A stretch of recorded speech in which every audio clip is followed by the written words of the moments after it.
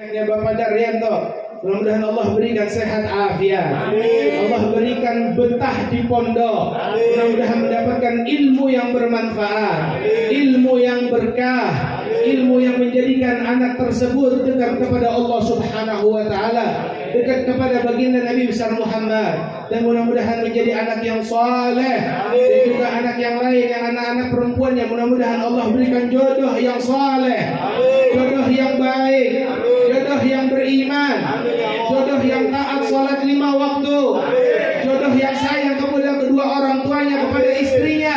Mudah-mudahan anak-anak yang menjadi anak-anak yang saleh salehah, keluarganya menjadi sakinah, mawaddah, warahmah. Amin amin ya rabbal alamin. Dan begitu pula kita pada malam ini membacakan daripada burdah pujian kepada baginda Nabi besar Muhammad sallallahu alaihi wasallam, sekaligus perayaan daripada Isra wal Mi'rajnya baginda Nabi besar Muhammad sallallahu alaihi wasallam. Bapak-bapak, ibu-ibu yang dirahmati Allah Subhanahu wa taala, pada bulan ini yang sudah kita ketahui bahwasanya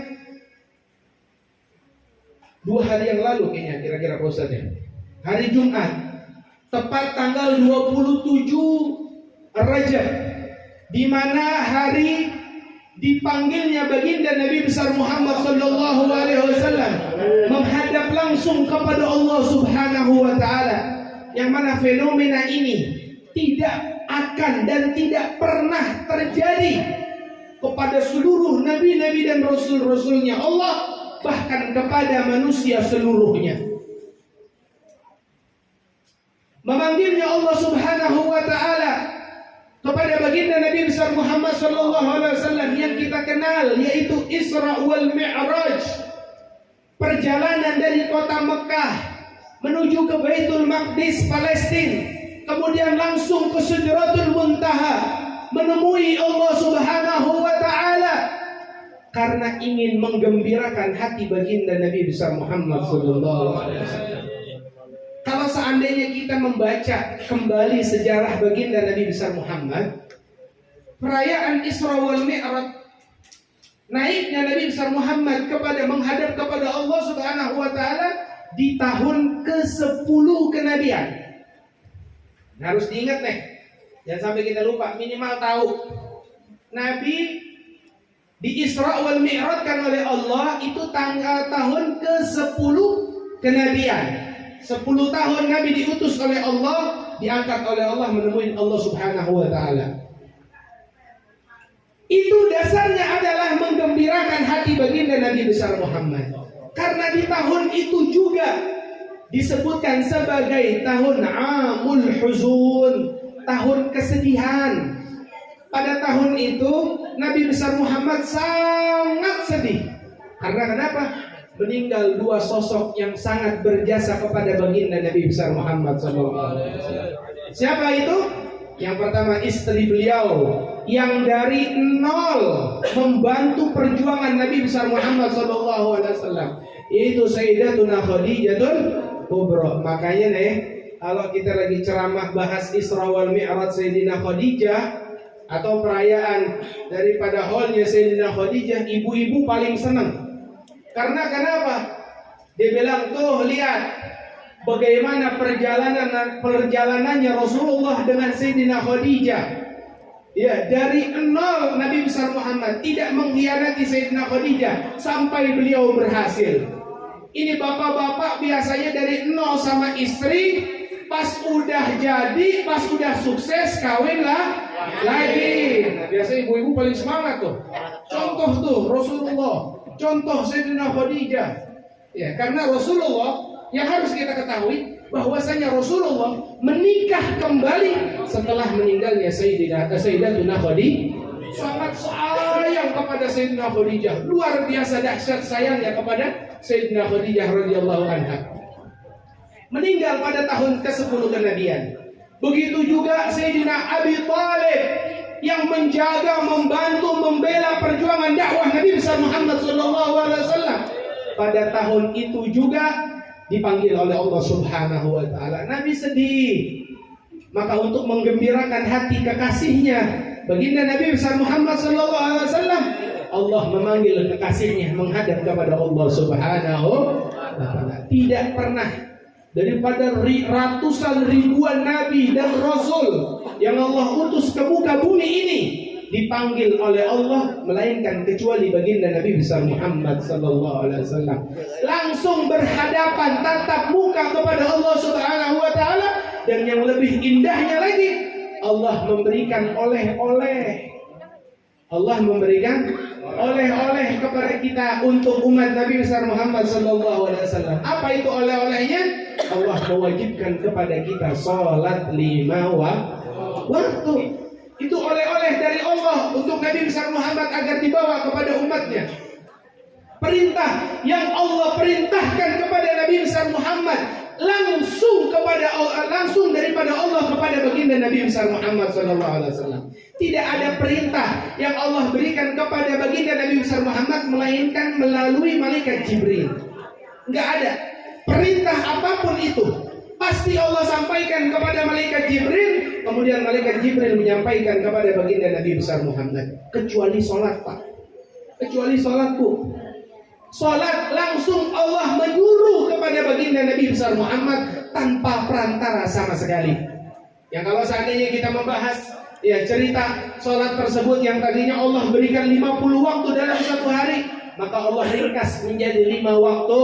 Yang mana 5 waktu tersebut ketika kita melakukan dengan benar-benar, maka pahalanya seperti 50 waktu kita kerjakan sholat kepada Allah Subhanahu wa ta'ala. Maka sebab itu, yuk sama-sama kita ambil oleh-oleh yang Nabi Shallallahu Alaihi Wasallam bawa dari Allah Subhanahu wa ta'ala, agar kita membetulkan diri kita untuk melakukan sholat 5 waktu.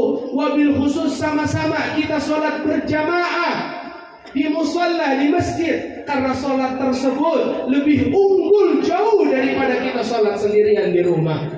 Maka sebab itu, dengan tragedi seperti ini, dengan momentum seperti ini, harus kita mengingat bahwasanya kita introspeksi diri kita. Bagaimana kita memiliki sholat? Apakah sudah lengkap sholat kita? Apakah masih ada yang bolong-bolong sholat kita? Karena Nabi SAW pernah bersabda, awwalu ma yuhasabu bihil abdu yawmal qiyamah as-shalah. Sesungguhnya pertama kali yang nanti dihisab oleh Allah untuk diri kita di hadapan Allah, Allah akan menanyakan pertama kali kepada kita apa? Bagaimana sholatmu? Bagaimana sholatmu? Bagaimana sholatmu? Sebelum dihisab bagaimana uangmu, bagaimana kehidupanmu, bagaimana tanggung jawabmu sebagai suami kepada istri dan anak dan yang lain-lainnya. Sebelum hal itu terjadi ditanyakan oleh Allah, maka yang pertama ditanya oleh Allah bagaimana sholat kita, bagaimana sholat kita. Mudah-mudahan dengan peringatan acara seperti ini mengubah diri kita, kita introspeksi diri kita, kita tanya diri kita, bagaimana kita punya sholat, apakah sudah benar apa belum? Apakah sudah benar apa belum? Kalau seandainya kita memiliki sholat sudah benar, maka janji Allah Subhanahu wa ta'ala di ayat Al-Quran berfirman, a'udzubillahi minasyaitonir rajim, innas salata tanha 'anil fahsya'i wal munkar. Sesungguhnya dengan sebab sholat akan menjauhkan daripada hal kejelekan, keburukan dan yang lain-lainnya. Sholat yang diisyaratkan oleh Allah di sini adalah sholat yang benar. Tapi kalau seandainya kita sholat nggak benar, bolong-bolong, maka hal-hal kejelekan, korupsi, maling dan yang lain-lainnya pasti akan terjadi kepada diri kita. Mudah-mudahan dengan perayaan seperti ini kita bisa introspeksi diri kita. Karena Nabi SAW pernah juga bersabda, Nabi sedang berbicara kepada para sahabatnya, wahai para sahabatku, ara'aitum law anna naharat bi babi ahadikum yuktasalu minhu kulla yawmin 5 marrat hal yabqa min daranihi syai'. Nabi SAW pernah bersabda, wahai para sahabatku, kalau seandainya di depan rumahmu itu ada sungai yang bersih, yang indah, yang cantik, kemudian engkau selalu mandi di sungai tersebut atau di kolam tersebut, kolam berenanglah di rumah atau sungai dan yang lain-lainnya, engkau mandi dalam sehari 5 kali di sungai tersebut. Kata Nabi apa?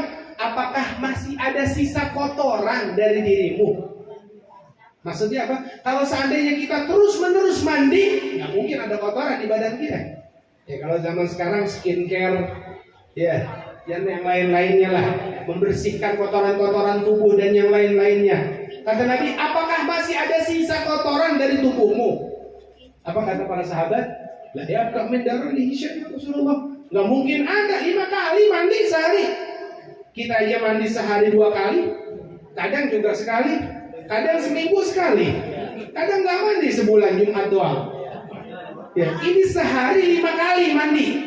Nggak mungkin ada kotoran ya Rasulullah di dalam tubuh orang tersebut. Apa kata Nabi SAW? Fadzalika mithlus shalawatil khams. Begitu seperti kita sholat 5 waktu. Setiap kita sholat menggugurkan semua dosa-dosa yang kita miliki kepada Allah Subhanahu wa ta'ala. Sebanyak-banyaknya kita sholat, sebanyak-banyaknya insya Allah Allah akan mengampuni, menghapus semua dosa-dosa kita. Amin. Ya, amin. Kalau seandainya kita wudhu aja, setiap tetesan bekas wudhu yang jatuh kepada tanah, begitu juga tetesan dosa yang jatuh juga menggugurkan daripada diri kita. Bagaimana kalau seandainya kita wudhunya benar, kemudian sholatnya benar, insya Allah kita diwafatkan oleh Allah dalam keadaan husnul khatimah, dalam keadaan beriman kepada Allah dan juga Islam kepada Allah, dan mudah-mudahan kita diampuni, dihapuskan, diampuni oleh Allah semua dosa-dosa kita. Amin. Amin ya rabbal alamin. Mudah-mudahan Allah berikan kepada kita ampunan dosanya dari Allah Subhanahu wa taala dengan sebab kita membenarkan salat kita, dengan sebab kita membaguskan salat kita, dengan sebab kita menghusyukkan salat kita. Karena kalau seandainya sekali saja kita bisa khusyuk di dalam salat, itu mencukupi dari segala sesuatu di dunia dan seisinya. Tapi apakah kita yakin salat kita bisa khusyuk? Terkadang Allahu Akbar, beras nggak ada di rumah. Allahu Akbar, lagi berantem sama bini, bagaimana nanti pulang ke rumah? Allahu Akbar, utang sama fulan belum kebayar. Allah, baru takbiratul ihram, udah keinget semuanya. Ya, tidak ada khusyuk di dalam diri kita. Kalau seandainya ada khusyuk di dalam diri kita, sekali saja kita sholat, itu cucuran rahmat, maghfirat, quyudut dari Allah akan Allah berikan kepada kita. Tahu gimana caranya Allah akan menjadikan khusyuk langsung keseluruhan kepada kita? Gimana caranya? Sholat jamaah. Mungkin kita tidak khusyuk, mungkin sebelah kita khusyuk. Mungkin sebelah kita tidak khusyuk, sebelahnya lagi khusyuk. Mungkin sebelahnya tidak khusyuk, sebelahnya lagi khusyuk sampai akhir. Dan seluruhnya Allah